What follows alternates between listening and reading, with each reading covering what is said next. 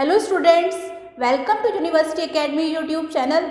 आज हम लोग यूनिट 2 के कुछ इंपॉर्टेंट क्वेश्चंस डिस्कस करेंगे। थोड़ा सा रिकॉल कर लेते हैं कि लास्ट क्लास में क्या पढ़ा था। लास्ट क्लास में हम लोगों ने सिग्नल सिस्टम के यूनिट 1 के इम्पॉर्टेंट क्वेश्चंस डिस्कस करे थे जो कि AKTU एग्जाम में आए हुए हैं और आ सकते हैं।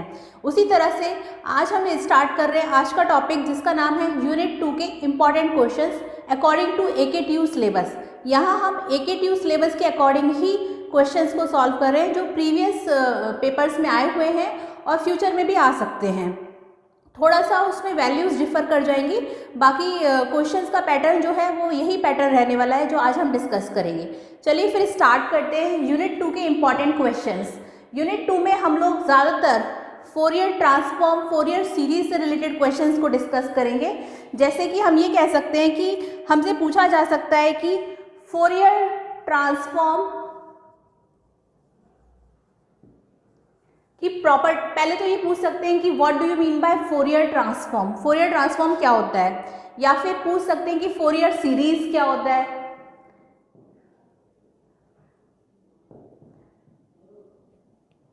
या फिर फोरियर ट्रांसफॉर्म में कह सकते हैं कि इसकी प्रॉपर्टीज बताइए।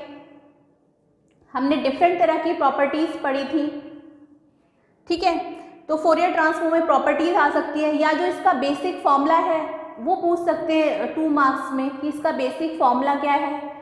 इसी तरह से इसमें पूछ सकते हैं फोरियर सीरीज का बेसिक फॉर्मूला,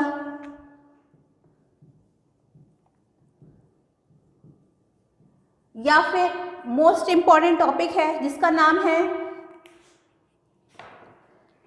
DTFS, यानी कि discrete time Fourier series, discrete time Fourier series, इससे रिलेटेड क्वेश्चन आ सकते हैं। इसको हम बोलते हैं DTFS।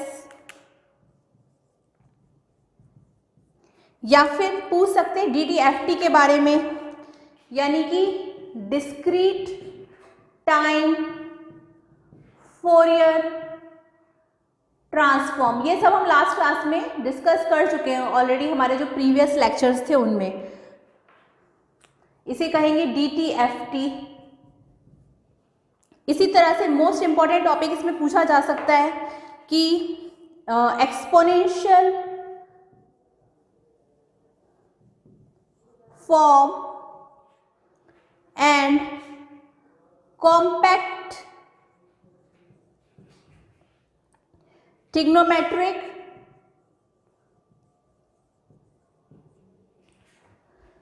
Form of Fourier series, ये भी मोस्ट इंपॉर्टेंट है। ये कुछ इंपॉर्टेंट टॉपिक्स हैं जिन पर क्वेश्चंस पूछे जा सकते हैं एग्जाम में। जैसे कि फोरियर ट्रांसफॉर्म, उसमें प्रॉपर्टीज, बेसिक फॉर्मूला। उसी तरह से फोरियर सीरीज, उसमें बेसिक फॉर्मूला।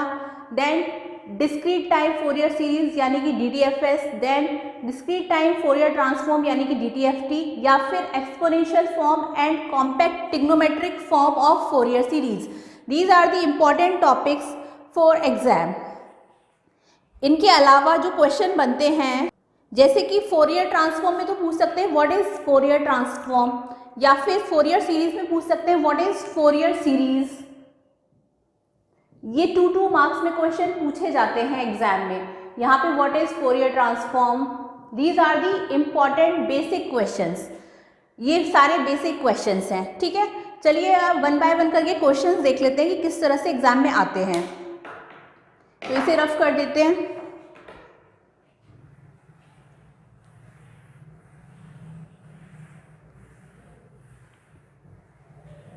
तो जैसे कि क्वेश्चन पूछा जाता है कि हम लोग ऑलरेडी डिस्कस कर चुके हैं डिरिचलेट कंडीशन, ये मोस्ट इंपॉर्टेंट टॉपिक है। तो इसके ऊपर भी क्वेश्चन आता है। जैसे कहेंगे आपसे कि राइट डिरिचलेट कंडीशन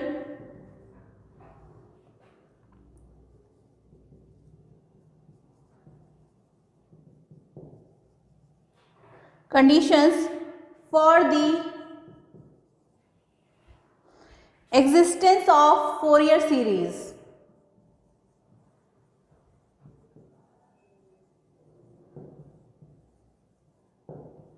क्वेश्चन है write Dirichlet's condition for the existence of Fourier series. अब इसका जो एग्जाम में आप आंसर लिखेंगे वो लिखेंगे, कोई हम सपोज एक फंक्शन ले रहे हैं, so we can say that the function x T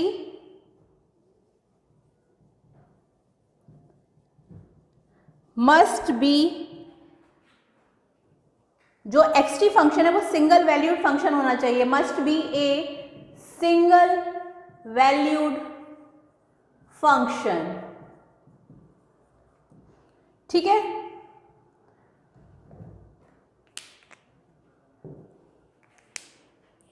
and we can say that the function xt has only a finite number of maxima and minima. This is the another condition. ठीक है, first condition है कि the function xt must be a single valued function and the second condition is the function xt has only a finite number of maxima and minima, and the third condition is the function xt has a finite number of discontinuities। ये सब हम previous lecture में already discuss कर चुके हैं, तो इन्हें हम यहाँ पर डीपली डिस्कस नहीं करने वाले हैं। And the last condition is the function xt is absolutely integrable over one period, and the period is that is integration 0 से t mod of xt dt should less than infinity. So these are the Dirichlet conditions. First है the function xt must be a single valued function. Second है the function xt has only a finite number of maxima and minima, and the third condition is the function xt has a finite number of discontinuities, and the last is the function xt is absolutely integrable over one period, that is integration 0 से t mod of xt dt should less than infinity. तो ये important question है, ये पूछा गया है exam में। इसके अलावा एक और आप इसी तरह से इसे टू द पॉइंट लिखेंगे। जब मैंने समझाया था तब वहाँ ये नहीं बताया था कैसे लिखेंगे, लेकिन यहाँ पे जैसे बताया कि टू द पॉइंट लिखना है, तो आप इस तरह से लिखेंगे तो आपको मार्क्स मिल सकते हैं। अगर ये 5 मार्क्स में आएगा तो इसमें आप इस तरह से लिखेंगे तो you should get a good marks.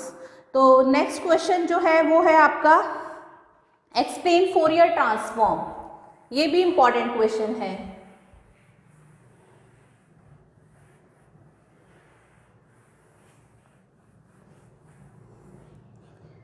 Explain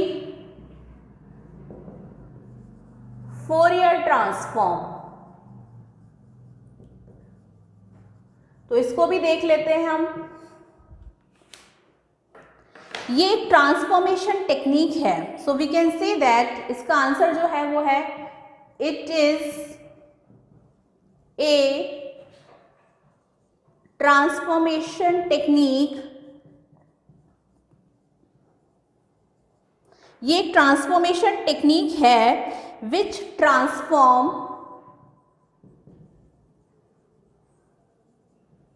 signal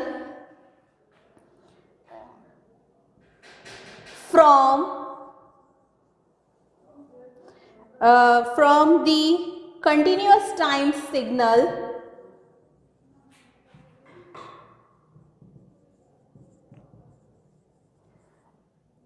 into a continuous time domain कह लीजिए, या फिर कि कंटिन्यूस टाइम सिग्नल से डिस्क्रीट टाइम सिग्नल में कन्वर्ट करता है, या फिर continuous time domain signal continuous time domain into frequency domain, into frequency domain, continuous time domain से फ्रीक्वेंसी डोमेन में कन्वर्ट करता है, या फिर हम ये कह सकते हैं and vice versa, and vice versa. It means कि फ्रीक्वेंसी डोमेन को कन्वर्ट करेगा टाइम डोमेन में, ठीक है। So we can say that Fourier transform is a transformation technique which transform signal from the continuous time domain into frequency time domain and vice versa, ठीक है। तो ये 2 marks में पूछा जा सकता है एग्जाम में। तो एक क्वेश्चन ये बनता है। इसके अलावा एक और इम्पॉर्टेंट क्वेश्चन इसमें आता है कि मेंशन दी मेरिट्स यानी कि एडवांटेज ऑफ फोरियर ट्रांसफॉर्म।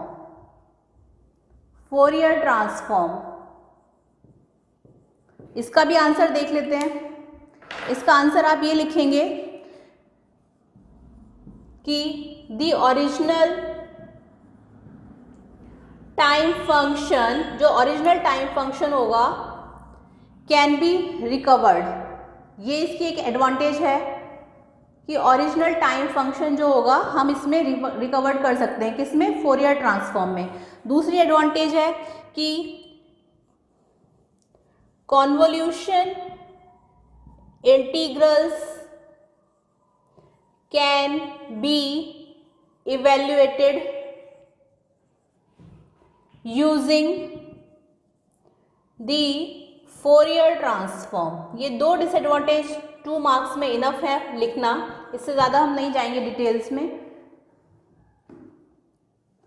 तो क्वेश्चन था कि mention the merits of Fourier transform. तो पहली एडवांटेज है या पहली मेरिट है the original time function can be recovered. इसमें हम ओरिजिनल टाइम फंक्शन को रिकवर कर सकते हैं, किसमें, फोरियर ट्रांसफॉर्म में। And the second advantage is कि कॉन्वोल्यूशन इंटीग्रल्स, जो कॉन्वोल्यूशन इंटीग्रल्स होते हैं, can be evaluate using the Fourier transform. Convolution integrals को भी हम इवेल्युएट कर सकते हैं फोरियर ट्रांसफॉर्म में। So these are the 2 merits of Fourier transform. और भी क्वेश्चंस देख लेते हैं।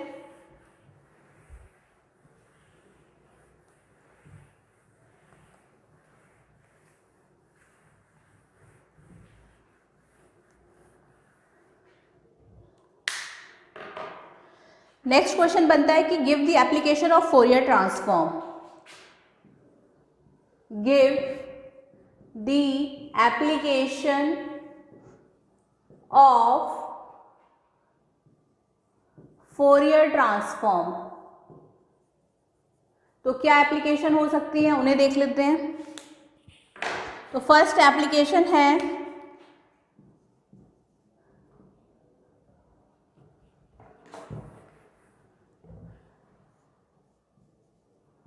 कि ये यूज होता है analysis of LTI system. So we can say that first application is analysis of LTI यानी कि linear time invariant system.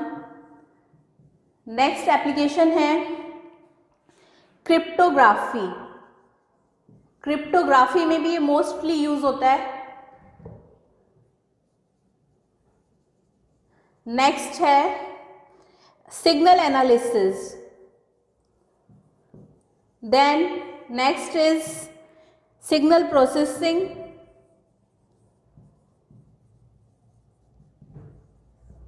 and the next is astronomy। या इतनी 4 इज इनफ, इतना ही लिखिए। एप्लीकेशन की बात करेंगे कि give the application of Fourier transform. So we can say that we can analysis of LTI system. Analysis of LTI system means linear time invariant system. Another is Fourier transform is used in cryptography. Then it is used in signal analysis. Then most important application is signal processing. These are the important applications. ठीक है। Then next question आता है कि Fourier transform और Laplace transform में क्या relation है, उसको भी देख लेते हैं।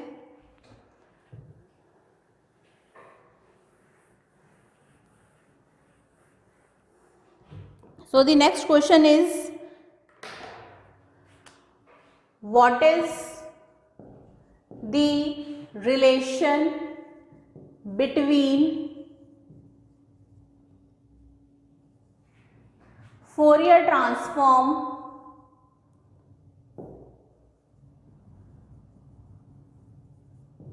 and Laplace transform? Fourier transform and Laplace transform में क्या रिलेशन है, ये भी इंपॉर्टेंट क्वेश्चन है, ठीक है, कि what is the relation between Fourier transform and Laplace transform. तो फर्स्ट ऑफ ऑल हम यहाँ पे रिलेशन देख रहे हैं between Laplace transform and Fourier transform. तो we can write relation between Laplace transform and Fourier transform.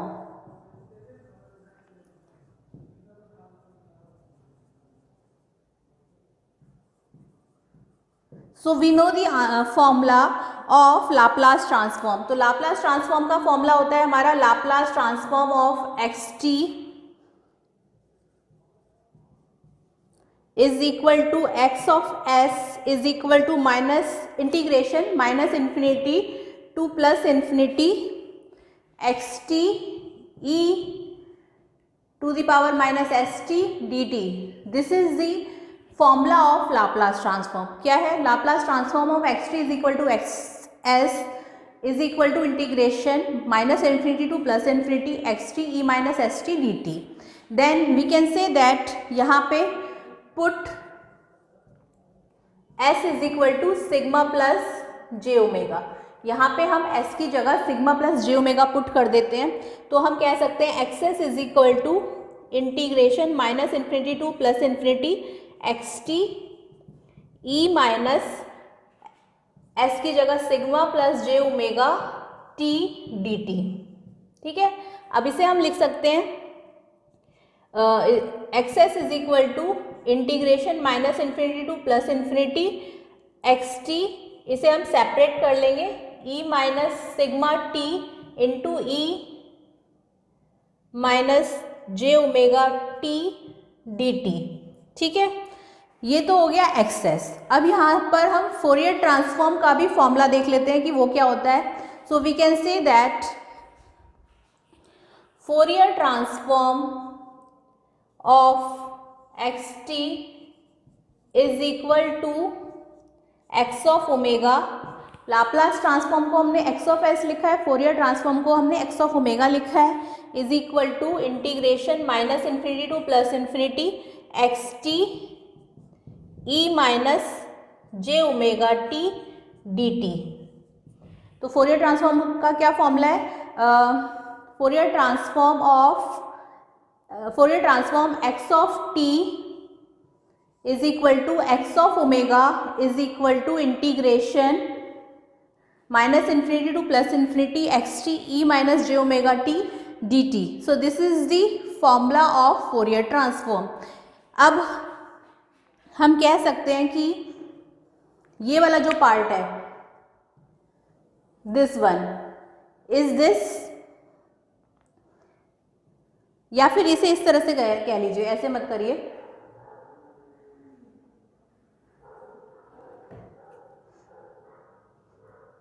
E minus S T है ये। तो इस फॉर्मूले को हम यहाँ से ये भी लिख सकते हैं कि एक्स ऑफ एस, यहाँ पे एक्स ऑफ एस यहीं पर लिख देते हैं, x of s is equal to Fourier transform x of t e minus sigma t. ठीक है, so this is the relation, x of s is equal to Fourier transform x t e minus sigma t. इसको मैं यहाँ पे बता देती हूँ, x of S आ रहा है आपका Fourier transform x of t e minus sigma t. ठीक है, ये आया। अब ये आया कैसे है वो भी देख लेते हैं। यहाँ पर ये जो आपका है x of t e minus sigma T, ये जो है इसको हमने यहाँ से लिया है। देखिए यहाँ पे हम लिख रहे हैं x of S Fourier transform, तो फोरियर ट्रांसफॉर्म है हमारा ये, यानी कि दिस वन, ठीक है। तो ये तो हो गया हमारा एफ ऑफ टी, और बचा हुआ रिमेनिंग आ गया e minus sigma t x t, यानी कि वी कैन से दैट कि फोरियर ट्रांसफॉर्म हमारा ये आ रहा है, ठीक है, Fourier transform x t e minus sigma t. So ये हमारा रिलेशन आ रहा है यहाँ पर। तो इसमें हम यहाँ पर ये भी कह सकते हैं कि Laplace transform is a complex, Laplace transform is a complex, Laplace transform जो है वो कॉम्प्लेक्स फोरियर ट्रांसफॉर्म है,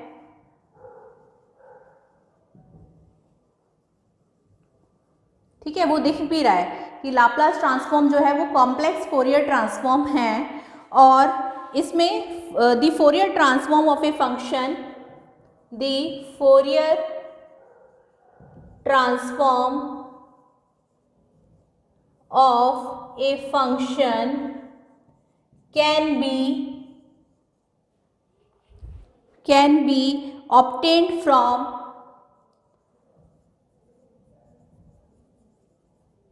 Laplace from its Laplace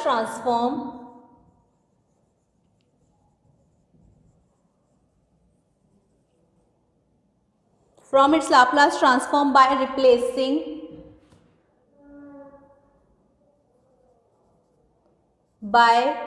replacing किसको रिप्लेस कर दें हम, by replacing s by j omega, ठीक है। यही हमने यहाँ समझाया है। लास्ट में आप ये थ्योरी भी लिख देंगे इसमें कि Laplace transform is a complex Fourier transform, the Fourier transform of, इसमें यहाँ पर ये इसमें the Fourier transform of a function can be obtained from its Laplace transform by replacing s by j omega. देखिए कितना इजी था। यहाँ पे हमने Laplace transform is a complex Fourier transform, ये हमें पता है, and we can say that the Fourier transform of a function can be obtained from its Laplace transform by replacing s by j omega, जैसा कि यहाँ हमने replace करा है इसे, ठीक है। तो आपने देखा कितना इंपॉर्टेंट क्वेश्चन है ये, और ये 5 मार्क्स में पूछा जा चुका है ऑलरेडी, मतलब 5 से 2 मार्क्स में ये पूछा जा चुका है, और आगे फ्यूचर में भी पूछ सकते हैं। तो 5 मार्क्स में ये आ सकता है आपका कि what is the relation between Fourier transform and Laplace transform. आप इसी तरीके से इसे सॉल्व करेंगे। नेक्स्ट इंपॉर्टेंट क्वेश्चन और देख लेते हैं इसमें। तो आप इसे पहले अच्छे से समझ लें। एक बार और मैं इसे बता देती हूँ। हमें यहाँ रिलेशन बताना था फोरियर ट्रांसफॉर्म और लाप्लास ट्रांसफॉर्म में। हमने लाप्लास ट्रांसफॉर्म का फॉर्मूला लिखा, देन पुट किया s is equal to sigma plus j omega यहाँ पे, फिर इसे हमने सेपरेट कर लिया। देन हमने फोरियर ट्रांसफॉर्म का फॉर्मूला लिखा, देन हमने यहाँ पे ये डिफाइन किया कि ये फोरियर ट्रांसफॉर्म है, और ये बचा हुआ रिमेनिंग पार्ट हमने लिख दिया। तो ये हमारा यहाँ इस तरीके से लाप्लास ट्रांसफॉर्म और फोरियर ट्रांसफॉर्म में रिलेशन आ गया है। So this is the question, और ये बहुत इंपॉर्टेंट क्वेश्चन है, एग्ज़ाम में मोस्टली पूछा जाता है। तो आप इसको इसी तरीके से एग्ज़ाम में बताएंगे। और भी क्वेश्चन डिस्कस कर लेते हैं इसमें हम। So the next question is, इसको रफ कर देते हैं।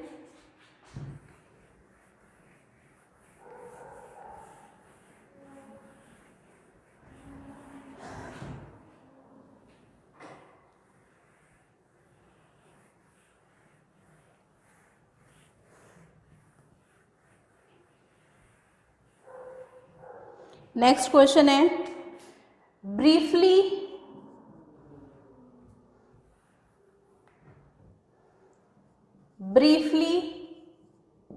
explain the three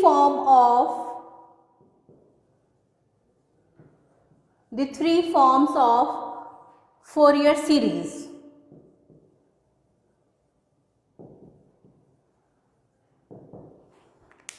इसे भी देख लेते हैं। यहाँ पे 3 फॉर्म्स बतानी है फोरियर सीरीज की।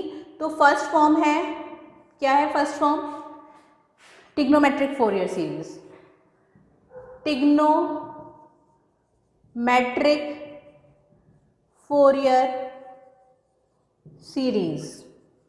और ये सीरीज क्या होती है हमारी, ये होती है कि the trigonometric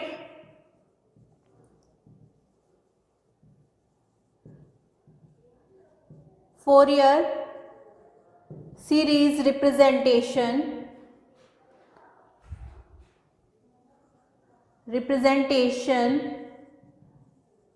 of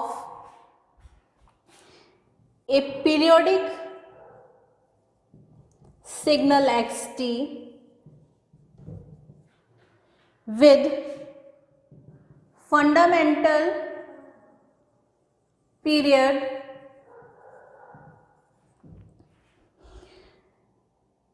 is given with fundamental period, वो period है आपका t, is given by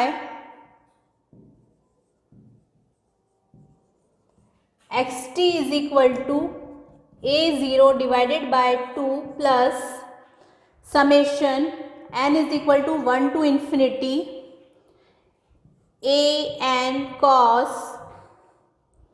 omega naught t plus b n sin omega naught t. So this is the trigonometric Fourier series. यहाँ पे हमें 3 फॉर्म बतानी है Fourier series की। तो फर्स्ट फॉर्म है ट्रिग्नोमेट्रिक फोरियर सीरीज। इसमें हम कह सकते हैं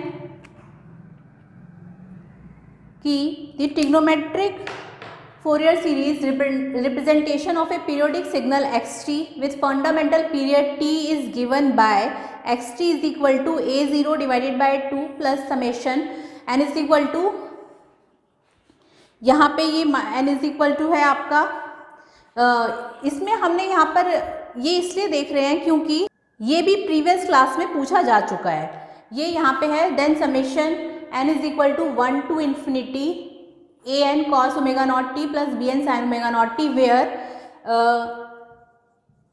ओमेगा 0 जो है वो है आपका 2 पाई डिवाइडेड बाय t और a0 a के b के जो है ये है आपके फोरियर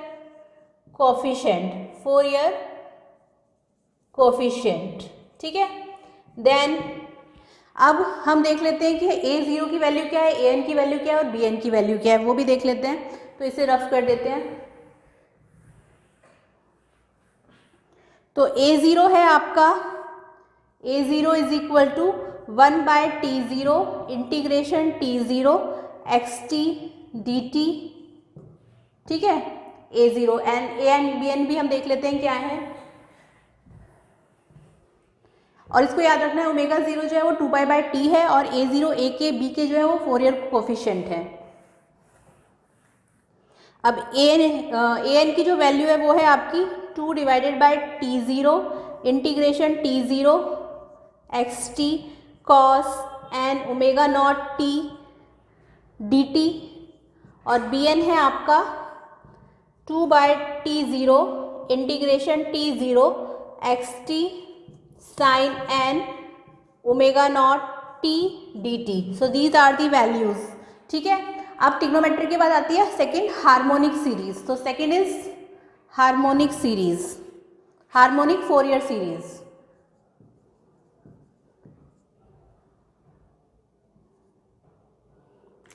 उसे भी देख लेते हैं। वो जो है वो रिप्रेजेंटेशन है आपका,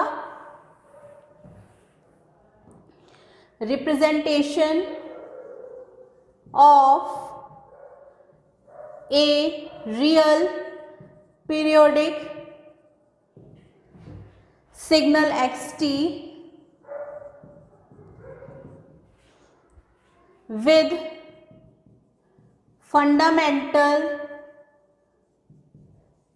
period t0 is, fundamental period है आपका, इसमें xt is equal to c0 plus summation n is equal to 1 to infinity cn cos n omega naught t minus theta n, ठीक है। अब यहाँ पर हम जानते हैं where omega 0 is equal to 2 pi divided by t and c0 is dc component, c0 जो है वो हमारा dc कंपोनेंट है, ठीक है। ये हम ऑलरेडी जानते हैं। And we can say that cn cos k omega naught t minus theta n जो है वो आपका nth हार्मोनिक कंपोनेंट है, nth harmonic component of xt। ठीक है, ऊपर वाला पार्ट रफ कर देते हैं। इसमें देख लीजिए, हार्मोनिक फोरियर सीरीज जो है ये रिप्रेजेंटेशन है of a real periodic signal xt with fundamental period t0। t0 जो है वो है आपका t0 is xt is equal to c0 plus summation n equal to 1 to infinity cn cos n omega naught t minus theta n, where omega 0 is equal to 2 pi by t। c0 है आपका DC component, cn cos k omega naught t minus theta n जो है वो nth harmonic component of xt है। ठीक है, अब इसमें वी कैन से दैट अब c0 जो है वो है आपका a0 डिवाइडेड बाय 2, cn जो है वो है आपका under root of an square plus bn square, और थीटा n जो है वो है आपका tan inverse bn divided by an। So this is the harmonic Fourier series. ठीक है, अब इसके बाद थर्ड आती है, वो भी बहुत इंपॉर्टेंट है और उसका नाम है एक्सपोनेंशियल फोरियर सीरीज।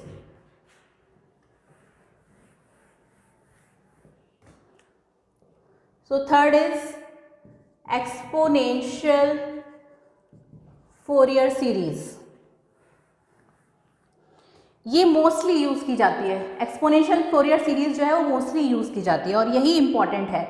इंडिविजुअल कोई एक सीरीज भी पूछ सकते हैं या फिर कंबाइंड क्वेश्चन पूरा भी आ सकता है। तो एक्सपोनेंशियल फोरियर सीरीज जो है वो है आपकी function xt is expressed as a weighted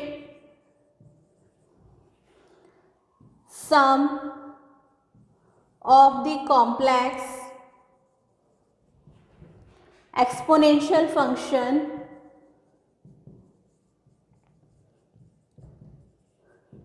और xt है आपका xt is equal to c0 plus summation n is equal to minus infinity to plus infinity cn e j n omega naught t, then where जहाँ पे cn जो है वो है आपका where cn is equal to 1 upon t integration t0 से लेकर के t0 plus t xt e minus J N omega naught t dt, और c0 है वो है आपका 1 अपॉन t इंटीग्रेशन t0 से लेकर के t0 plus t xt dt। So this is the explanation of exponential Fourier series. इस तरह से क्वेश्चन एग्जाम में पूछे जाएंगे। इसके बाद जो इंपॉर्टेंट क्वेश्चन आता है वो है आपका, उसे भी देख लेते हैं, इसे रफ कर देते हैं।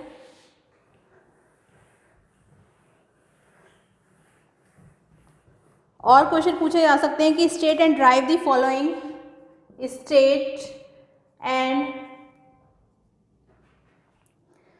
derive the following properties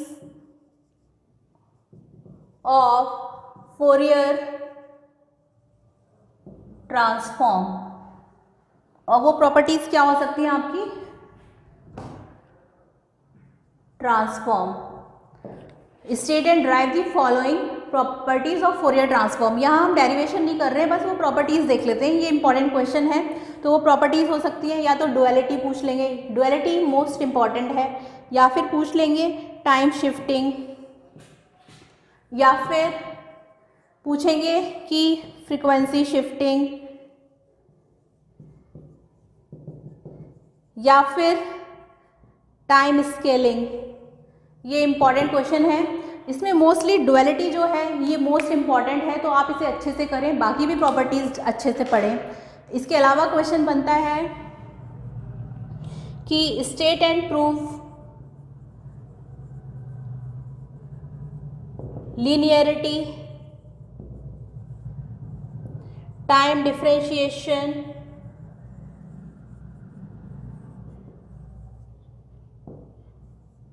time integration, ये भी इम्पॉर्टेंट क्वेश्चन है। इसके अलावा एक और इम्पॉर्टेंट क्वेश्चन है, state and prove convolution and Parseval's theorem. This is also important question. ठीक है, तो ये इम्पॉर्टेंट क्वेश्चन है। एक और इसमें इम्पॉर्टेंट क्वेश्चन बनता है, वो है derive the Fourier transform of the following function. इसे मैं ऊपर लिख देती हूँ, ये तो इम्पॉर्टेंट क्वेश्चन है ही। Then next question is derive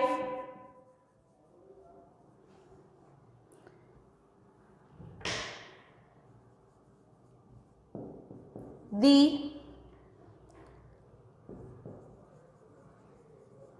Fourier transform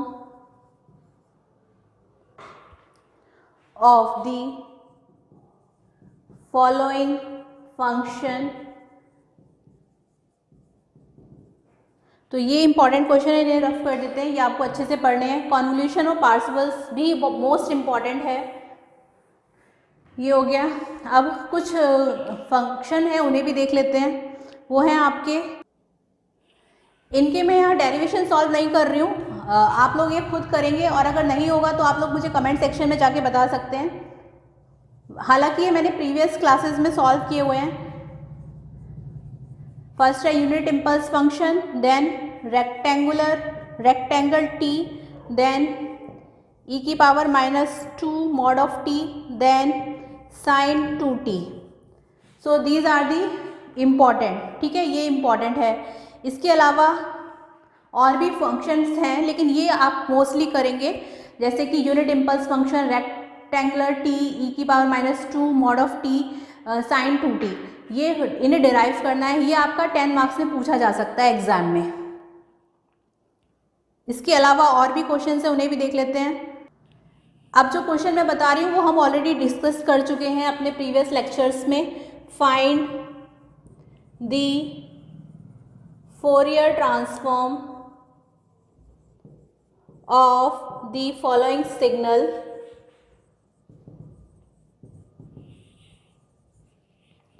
वो है आपका cos ω0t ut, then sin ω0t ut।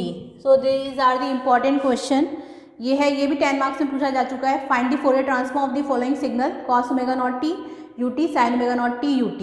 ये मैं आपको प्रीवियस लेक्चर्स में ऑलरेडी करा चुकी हूँ, इसलिए मैं यहाँ नहीं सॉल्व कर रही हूँ ये। देन नेक्स्ट क्वेश्चन है,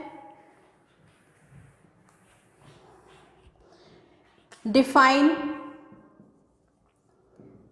डिस्क्रीट टाइम फोरियर सीरीज, यानी कि DTFS, discrete time Fourier series. What are the different properties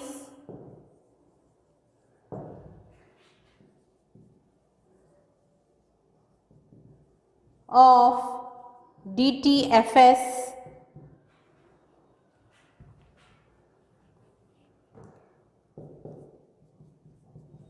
then next question है कि डिफाइन DTFT।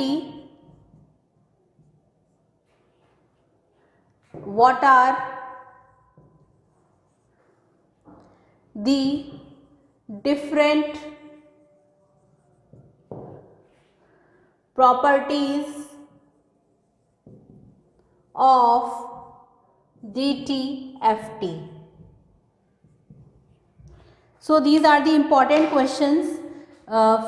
डिफाइन DTFS और इसकी प्रॉपर्टीज़ बताना। नेक्स्ट है डिफाइन DTFT और उसकी प्रॉपर्टीज़ बताना। तो इसी तरीके से एग्ज़ाम में क्वेश्चंस आते हैं और ये आपको अच्छे से करने हैं।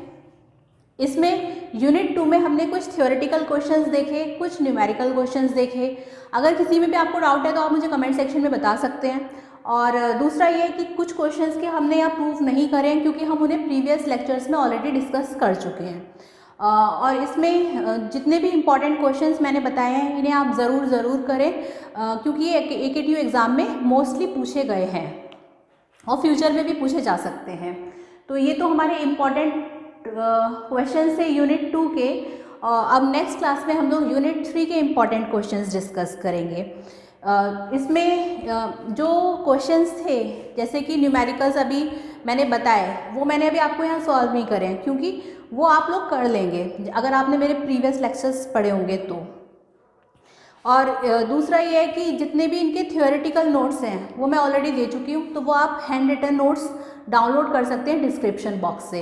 वहाँ पे मल्टीपल चॉइस क्वेश्चन भी हैं, वो मल्टीपल चॉइस क्वेश्चन आप लोग ट्राई करें, वो भी हो जाएंगे, बहुत ईजी क्वेश्चंस हैं। तो नेक्स्ट क्लास में हम लोग यूनिट 3 के जो इम्पॉर्टेंट क्वेश्चंस हैं उनको डिस्कस करेंगे। इसमें यहाँ पर जितने भी क्वेश्चंस हैं इनको आप अच्छे से पढ़ें, और कुछ भी अगर नहीं समझ में आ रहा है तो आप मुझे बता सकते हैं, क्योंकि ये सभी इम्पॉर्टेंट क्वेश्चंस हैं। और दूसरा इसमें प्रूफ्स जो बताए गए थे उन्हें भी अच्छे से करना है। तो बाकी हम यूनिट 3 को नेक्स्ट लेक्चर में डिस्कस करेंगे, तब तक आप इसे अच्छे से पढ़ें। और अगर आपको हमारा ये यूट्यूब चैनल पसंद आए तो इसे ज़्यादा से ज़्यादा लाइक, शेयर और सब्सक्राइब करें। नेक्स्ट लेक्चर में हम यूनिट 3 के मोस्ट इम्पॉर्टेंट क्वेश्चंस को डिस्कस करेंगे। Thank you.